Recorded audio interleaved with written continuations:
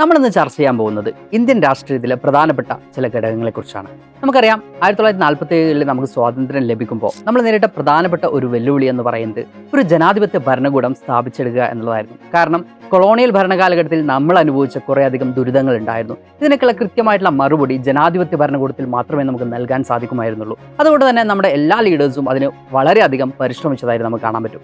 അങ്ങനെയാണ് ജനാധിപത്യം എന്ന് പറയുന്ന ഒരു ആശയം ഇന്ത്യ മുമ്പോട്ട് വെക്കുന്നത്. അങ്ങനെ അതിനെ തുടർന്ന് നമുക്ക് 1950 നമ്മൾ ഭരണഘടന പൂർത്തീകരിക്കുന്നു, ഭരണഘടന നിലവിൽ വരുന്നു.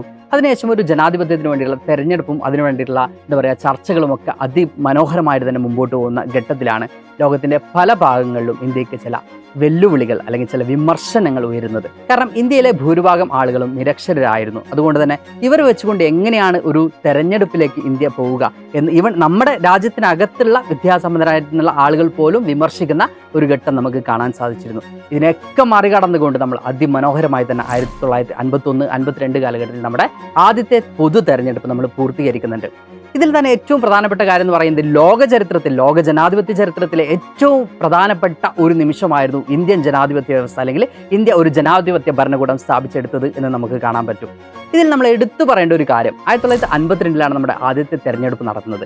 അതിനുശേഷം തുടർച്ചയായി 3 തെരഞ്ഞെടുപ്പുകളിൽ ഒരു പൊളിറ്റിക്കൽ പാർട്ടി ഇന്ത്യൻ ഭരണകൂടത്തിൽ അല്ലെങ്കിൽ ഇന്ത്യൻ ഭരണരംഗത്ത് വരികയാണ് നമുക്ക് കാണാൻ സാധിക്കും. ഏകകക്ഷി മേധാവിത്വ കാലഘട്ടം നിങ്ങൾക്ക് പഠിക്കാനുണ്ട്, ഒരു ചാപ്റ്ററിന്റെ പേര് തന്നെ അതാണല്ലേ. അപ്പോൾ ഏകകക്ഷി മേധാവിത്വ കാലഘട്ടം എങ്ങനെയാണ് സ്ഥാപിച്ചെടുത്തത് എന്നുള്ളതാണ് നമ്മൾ ഈ ഒരു ക്ലാസ്സിൽ പ്രധാനമായിട്ടും ചർച്ച ചെയ്യാൻ പോകുന്നത്. നമുക്കറിയാം 1952 57 62 തുടർച്ചയായിട്ട് ഇന്ത്യൻ നാഷണൽ കോൺഗ്രസ് ആണ് എന്ത് ചെയ്യുന്നത്, ഭരണം സ്ഥാപിച്ചെടുക്കുന്ന അല്ലെങ്കിൽ ഗവൺമെന്റ് രൂപീകരിക്കുന്നത് നമുക്ക് കാണാൻ സാധിക്കും. എന്തുകൊണ്ടായിരിക്കും ഒരു പൊളിറ്റിക്കൽ പാർട്ടി തുടർച്ചയായി ഭരണത്തിലേക്ക് വരുന്നത്? സ്വാഭാവികമായിട്ടും ആദ്യത്തെ തെരഞ്ഞെടുപ്പ് നമുക്ക് നോക്കുന്ന സമയത്ത് കാണാൻ പറ്റും 1885 ഇന്ത്യൻ നാഷണൽ കോൺഗ്രസ് രൂപീകരിച്ചിട്ടുള്ളത്. ഈ പറയുന്ന ബ്രിട്ടീഷ് ഭരണ വിരുദ്ധമായിട്ടുള്ള കാര്യങ്ങൾ അല്ലെങ്കിൽ ബ്രിട്ടീഷ് ഭരണത്തിനെ എതിർക്കാൻ വേണ്ടിയാണ് ഇന്ത്യൻ നാഷണൽ കോൺഗ്രസ് രൂപീകരിച്ചത്. ആദ്യം അതിൽ എലൈറ്റ് ആയിട്ടുള്ള അല്ലെങ്കിൽ സമൂഹത്തിൽ തന്നെ ഉയർന്ന വിഭാഗം ആളുകൾ മാത്രം ഉൾക്കൊണ്ടിരുന്ന പാർട്ടിയായിരുന്നു. ഗ്രാജുവലി ഗാന്ധിജിയൊക്കെ കടന്നു വരുന്നു, അതിലെന്ത് വരുന്നു, വലിയ മാറ്റങ്ങൾ വരുന്നു, എല്ലാ വിഭാഗങ്ങളെയും ഉൾക്കൊള്ളുന്ന ഒരു പാർട്ടിയാവുന്നു. പിന്നീട് ഇന്ത്യയുടെ സ്വാതന്ത്ര്യ സമരത്തിലുടനീളം നോക്കുകയാണെങ്കിൽ ഇന്ത്യൻ നാഷണൽ കോൺഗ്രസിന്റെ റോൾ എന്ന് പറയുന്നത് വളരെ വലുതാണ്. കാരണം ഓരോ സമരത്തിലും ഇന്ത്യൻ നാഷണൽ കോൺഗ്രസിന്റെ പങ്കാളിത്തം നമുക്ക് എടുത്തു പറയാതിരിക്കാൻ വയ്യ. അതുകൊണ്ട് തന്നെ ആദ്യത്തെ പൊതു തെരഞ്ഞെടുപ്പിൽ ഇന്ത്യൻ നാഷണൽ കോൺഗ്രസ് വിജയിച്ചു എന്ന് പറയുമ്പോൾ അതിൽ നമുക്ക് വലിയൊരു ആശങ്കപ്പെടേണ്ട കാര്യമില്ല. കാരണം ജനങ്ങൾക്കറിയാം നമ്മൾക്ക് വേണ്ടി സ്വാതന്ത്ര്യം നേടിത്തന്നതിൽ വലിയൊരു പങ്ക് ആർക്കുണ്ടായിരുന്നു, ANCക്ക് അല്ലെങ്കിൽ ഇന്ത്യൻ നാഷണൽ കോൺഗ്രസിന് ഉണ്ടായിരുന്നു. അതുകൊണ്ട് തന്നെ ആദ്യത്തെ തെരഞ്ഞെടുപ്പിൽ അവർ തന്നെ ഭരിക്കട്ടെ അല്ലെങ്കിൽ ആദ്യത്തെ ഭരണകൂടം അവർ തന്നെ ആവട്ടെ എന്ന് ജനങ്ങൾ തീരുമാനിക്കാം. പക്ഷെ തുടർന്നും 2 പൊതു തെരഞ്ഞെടുപ്പിൽ കൂടി ഇന്ത്യൻ നാഷണൽ കോൺഗ്രസ് തുടർച്ചയായി ഭരിക്കുമ്പോൾ അതിന് പിന്നിൽ മറ്റു പല ഘടകങ്ങളുണ്ടാവും അല്ലെങ്കിൽ മറ്റു പല കാരണങ്ങളുണ്ടാവും അല്ലേ. ആദ്യത്തെ തെരഞ്ഞെടുപ്പ് നമ്മൾ നോക്കുന്നു, ആ ഇന്ത്യൻ നാഷണൽ കോൺഗ്രസിന്റെ ആ ഒരു ഹിസ്റ്ററി തന്നെ നമുക്ക് എടുക്കാം. പക്ഷെ പിന്നീട് എന്തുകൊണ്ടായിരിക്കും ഇന്ത്യൻ നാഷണൽ കോൺഗ്രസ് ആ ഒരു ഡോമിനൻസ് മെയിൻറ്റെയിൻ ചെയ്തത് എന്നുള്ളതാണ് നമ്മൾ പ്രധാനമായിട്ടും ഉറ്റുനോക്കേണ്ടത്.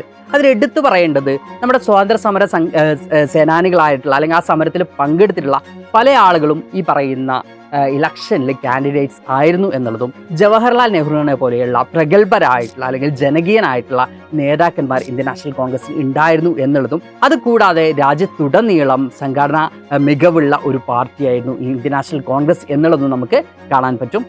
ഇതിനൊക്കെ അപ്പുറം നമ്മൾ കാണേണ്ട ഒരു കാര്യം എന്ന് പറയുന്നത് മറ്റു പാർട്ടികൾക്കിടയിൽ എന്തുണ്ടായിരുന്നില്ല, ഒരു യൂണിറ്റി ഉണ്ടായിരുന്നില്ല. മറ്റു പാർട്ടികൾ ചിന്നിച്ചിതറി കിടക്കുകയായിരുന്നു അല്ലെങ്കിൽ ഒരു ഇന്ത്യൻ നാഷണൽ കോൺഗ്രസിനെ ഒപ്പോസ് ചെയ്യാനുള്ള ഒരു സ്ട്രോങ് ആയിട്ടുള്ള പാർട്ടി ഓപ്പോസിറ്റ് ഉണ്ടായിരുന്നില്ല എന്നുള്ളത് ഏറ്റവും പ്രധാനപ്പെട്ട ഒരു ഇന്ത്യൻ നാഷണൽ കോൺഗ്രസിന്റെ വിജയത്തിന് പിന്നിലുള്ള കാരണമായിട്ട് നമുക്ക് കാണാൻ സാധിക്കും.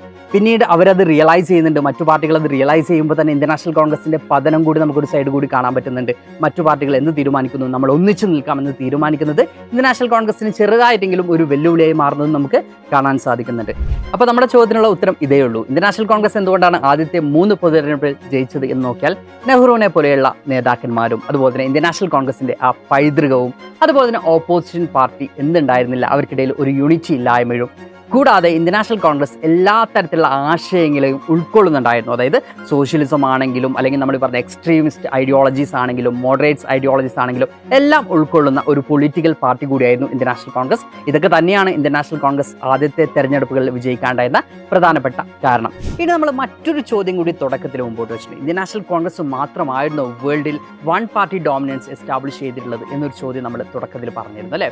അതിനുള്ള ഉത്തരം എന്ന് പറയുന്നത് ലോകത്തിലെ വിവിധ ഭാഗങ്ങളിൽ പല രാജ്യങ്ങളും കാലങ്ങളും നമുക്ക് എന്ത് കാണാൻ പറ്റും, വൺ പാർട്ടി ഡോമിനൻസ് ഉണ്ടായിട്ടുണ്ട്, ഇപ്പോഴും നിലനിൽക്കുന്നതായിട്ട് നമുക്ക് കാണാൻ പറ്റും. പക്ഷേ അവിടേക്കുള്ള പ്രശ്നം എന്ന് പറഞ്ഞാൽ ഡെമോക്രസിയെ കോംപ്രമൈസ് ചെയ്തുകൊണ്ടാണ്, ജനാധിപത്യത്തിന് കൃത്യമായിട്ടും അവരെന്ത് ചെയ്യുന്നുണ്ട്, അവിടെ മുറിവേൽപ്പിച്ചുകൊണ്ട് തന്നെയാണ് എന്ത് ചെയ്യുന്നത് ഈ പറയുന്ന വൺ പാർട്ടി ഡോമിനൻസ് അവിടെയൊക്കെ എസ്റ്റാബ്ലിഷ് ചെയ്തിട്ടുള്ളത്. നമുക്ക് ചൈന എടുക്കുകയാണെങ്കിൽ, കമ്മ്യൂണിസ്റ്റ് ചൈന എടുക്കുകയാണെങ്കിലും അല്ലെങ്കിൽ മെക്സിക്കോ എടുക്കുകയാണെങ്കിലും അവിടെയൊക്കെ എന്തുണ്ടായിട്ടുണ്ട്, വൺ പാർട്ടി ഡോമിനൻസ് ഉണ്ടായിട്ടുണ്ട്.